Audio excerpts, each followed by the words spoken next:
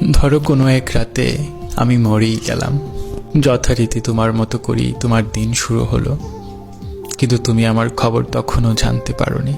জানবে কি করে? বরাবরের মতোই আমাদের মনোমালিন্য চলছিল। সকালবেলা কেউ টেরই পেল না আমি নেই। সবাই ভাবলো রাত জেগেছে হয়তো, ঘুমাক আর একটু। সকাল পার হয়ে সূর্য যখন মধ্য গগনে, এবার কারো কারো মনে হলো এখনো কেন উঠছি না আমি। দুপুরে রান্না না হলে বাড়ির সবাই খাবে কি? প্রথমে কেউ কেউ নাম ধরে ডাকলো, তারপর যখন উঠছি না তখন বেশ জোরে নাম ধরে ডাকলো কয়েকবার। তারপর যখন গায়ে ধাক্কা দিল জোরে, তখন টের পেল আমার শরীর হিম শীতল হয়ে আছে। এরপর আর কি, বাকি মরাবাড়ির মতো সবাই কান্নাকাটি চিল্লাপাল্লা হলো।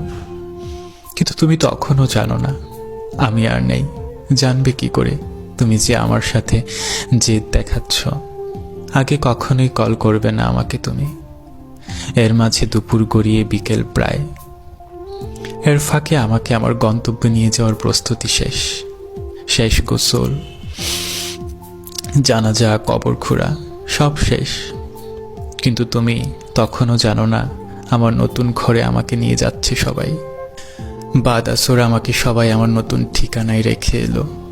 এরপর হলো সন্ধ্যা, তবু তোমার থেকে শুভ সন্ধ্যা তোমাকে এই মেসেজটুকু আর এলো না। আসবে কি করে? আগে মেসেজ দিলে যে তুমি আমার সাথে করা তোমার প্রতিযোগিতায় হেরে যাবে।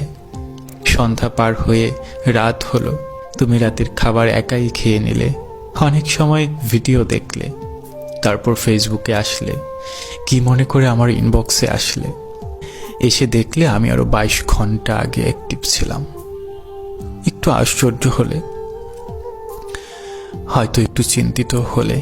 প্রথমে ভাবলে আমাকে নিজে থেকে নক করলে তুমি হেরে যাবে। পরে ভাবলে দেই একটা কল, কিছু একটা বলে কথা অন্যদিকে ঘুরিয়ে দেব।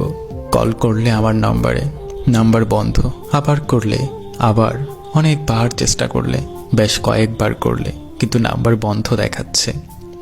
এবার তোমার একটু ভয় লাগলো, অসুস্থ হলাম কিংবা কোনো দুর্ঘটনা হলো না তো। তারপর আমার অনেক বেশি